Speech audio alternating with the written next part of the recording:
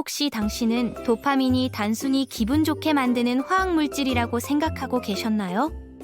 많은 사람들이 도파민을 행복의 화학물질로 알고 있지만 이는 완전히 잘못된 이해입니다.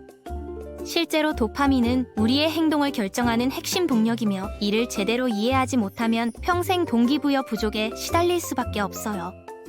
지금부터 도파민의 진실과 이를 활용한 삶의 변화 방법을 자세히 알아보겠습니다. 먼저 도파민에 대한 가장 큰 오해부터 바로잡아 보겠습니다. 많은 사람들이 도파민을 쾌락의 신경 전달 물질로 이해하고 있는데 이는 근본적으로 틀린 개념이거든요. 도파민의 실제 역할을 이해하기 위해서는 유명한 과학 실험을 살펴볼 필요가 있습니다. 실험실에서 2마리의 실험용 쥐를 대상으로 진행된 연구가 있었어요. 첫 번째 쥐는 뇌에서 도파민이 완전히 제거된 상태였고 두 번째 쥐는 정상적인 도파민 수준을 유지하고 있었습니다. 연구진은 각각의 쥐 앞에 음식을 얻을 수 있는 레버를 설치했어요. 흥미롭게도 도파민이 제거된 첫 번째 쥐를 레버 바로 앞에 놓았을 때 이 쥐는 레버를 눌러 음식을 먹었고 음식을 먹는 동안 만족스러워하는 모습을 보였습니다. 그런데 같은 쥐를 레버에서 단 한 걸음만 떨어뜨려 놓으면 어떻게 될까요? 놀랍게도 이 쥐는 음식을 얻기 위해 움직이려 하지 않았어요. 반면 정상적인 도파민을 가진 두 번째 쥐는 음식을 얻기 위해 어떤 노력이든 기꺼이 감수했습니다. 이 실험이 우리에게 알려주는 핵심은 무엇일까요? 도파민은 즐거움 자체를 만들어내는 화학물질이 아니라 행동을 유발하는 동력의 원천이라는 것입니다. 도파민이 부족한 쥐도 음식을 먹을 때는 즐거워했지만 그 음식을 얻기 위한 행동을 취할 의지가 없었던 거죠. 이제 이 원리를 현대 사회의 인간에게 적용해 보겠습니다. 하루 종일 소셜미디어를 스크롤하거나 게임에만 몰두하는 사람들을 생각해 보세요. 이들은 마치 도파민이 고갈된 실험용 쥐와 같은 상태에 있어요. 물론 연구진이 쥐의 뇌에서 물리적으로 도파민을 제거한 것과는 다르지만 결과적으로는 비슷한 현상이 나타납니다. 도파민 시스템을 수영장에 비유해서 설명해 드리겠어요. 우리 뇌에는 도파민이 저장되어 있는 풀장이 있다고 상상해 보세요. 쉽게 만족감을 얻을 수 있는 활동들, 예를 들어 무한 스크롤이나 즉석 게임 같은 것들을 할 때 뇌는 이건 너무 쉬워서 많은 에너지를 투자할 필요가 없어 라고 판단합니다. 그 결과 도파민 풀장의 물이 점점 빠져나가기 시작해요. 풀장의 물이 줄어든다는 것은 평상시에 사용할 수 있는 도파민의 양이 감소한다는 의미입니다. 이를 기준선 도파민의 하락이라고 부르죠. 기준선이 낮아진 사람은 일상적인 업무나 목표 달성을 위한 동기를 찾기 어려워해요. 마치 항상 배고픈 상태에 있는 것과 같습니다. 하지만 여기서 중요한 점을 놓치면 안 됩니다. 기준선이 낮아진 상태에서도 도파민의 순간적인 급증은 여전히 발생해요. 다이어트 중인 사람이 갑자기 달콤한 디저트를 보았을 때를 생각해 보세요. 저걸 먹어야겠다고 결심하는 순간 도파민이 크게 치솟습니다. 실제로 디저트를 먹기 직전에 또 한 번 급증하고 먹는 동안에는 어느 정도 유지되죠. 그런데 여기서 흥미로운 현상이 나타납니다. 디저트를 다 먹고 난 후에는 도파민 수준이 기준선보다 훨씬 아래로 떨어져요. 과학자들은 이를 도파민 반동 효과라고 부릅니다. 이런 급격한 상승과 하락이 자주 반복되면 뇌는 점점 더 적은 양의 도파민을 생성하게 됩니다. 이 현상은 일상생활에서도 쉽게 관찰할 수 있어요. 인스타그램이나 틱톡을 처음 시작할 때는 정말 재미있고 자극적으로 느껴집니다. 이때 도파민 급증이 상당히 높은 수준에서 일어나죠. 하지만 1시간 정도 지나면 더 이상 즐겁지 않음에도 불구하고 계속 스크롤하고 있는 자신을 발견하게 됩니다. 이는 도파민 급증은 줄어들었지만 기준선 또한 낮아져서 멈출 수 없게 된 상태예요. 중요한 것은 이러한 도파민의 급증과 하락이 부정적인 활동에서만 일어나는 것이 아니라는 점입니다. 긍정적인 활동에서도 동일한 패턴이 나타나거든요. 예를 들어 세계적인 스트롱맨 선수가 평생의 목표였던 무게를 들어올리는 순간을 생각해보세요. 바벨을 잡는 순간부터 도파민이 하늘을 찌를 듯 치솟을 것입니다. 관중들의 환호 속에서 무게를 들어올리는 그 순간은 순수한 행복감으로 가득할 거예요. 하지만 다음날 이 선수는 극심한 무기력감과 우울감을 경험하게 될 가능성이 높습니다. 도파민 급증의 원인이 긍정적이든 부정적이든 상관없이 높이 올라간 만큼 깊게 떨어지는 것이 뇌의 자연스러운 반응이기 때문이에요.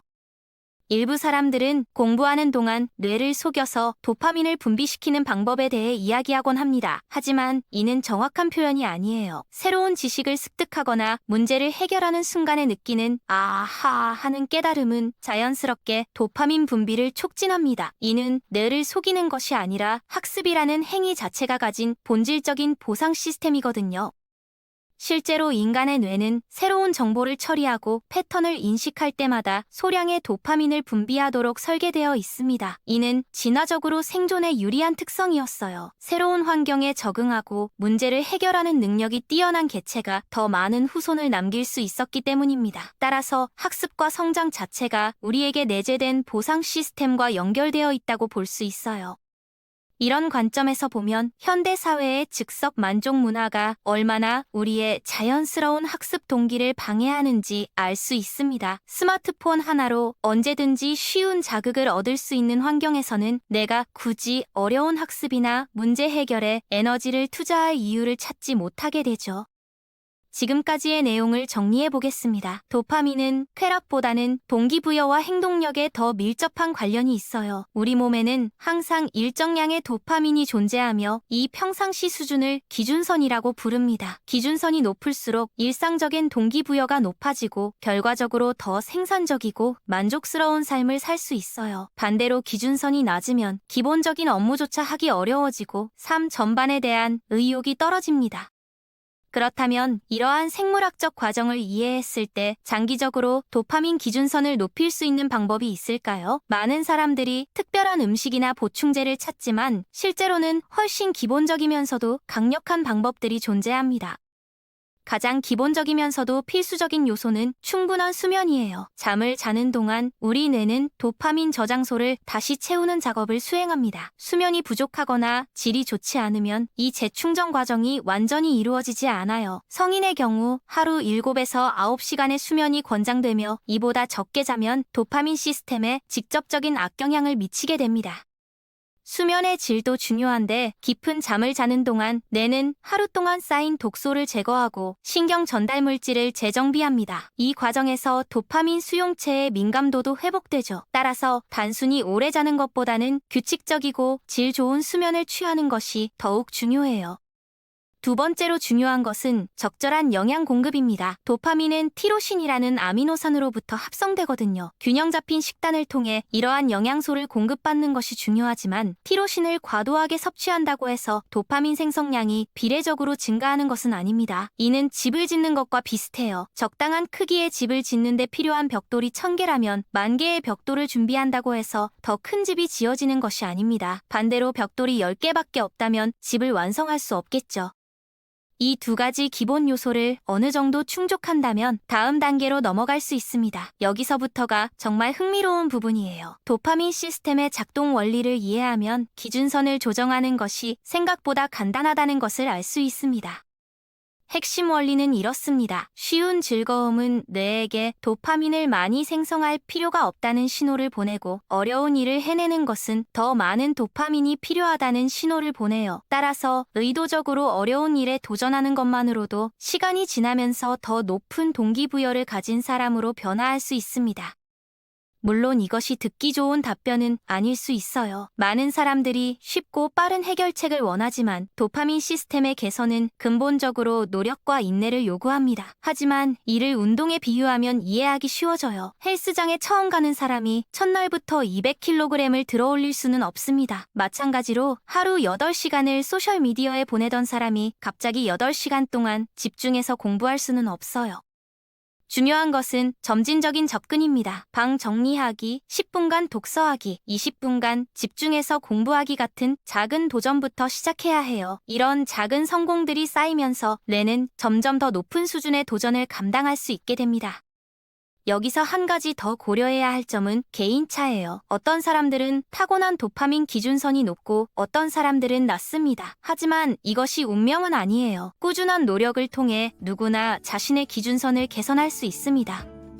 도파민 최적화는 하루아침에 이루어지는 것이 아니라 평생에 걸친 과정이에요. 하지만 올바른 이해와 꾸준한 실천을 통해 누구나 더 동기부여된 삶을 살 수 있습니다. 가장 중요한 것은 도파민이 단순한 쾌락의 화학물질이 아니라 우리의 행동과 성취를 이끄는 강력한 동력이라는 점을 기억하는 거예요. 결론적으로 도파민에 대한 올바른 이해는 현대인의 필수 소양입니다. 즉석 만족에 길들여진 뇌를 다시 훈련시키고 장기적인 목표를 향해 꾸준히 나아갈 수 있는 동력을 기르는 것이야말로 진정한 성공의 열쇠예요. 오늘부터라도 작은 도전을 시작해보세요. 당신의 뇌는 생각보다 훨씬 빠르게 변화에 적응할 것입니다.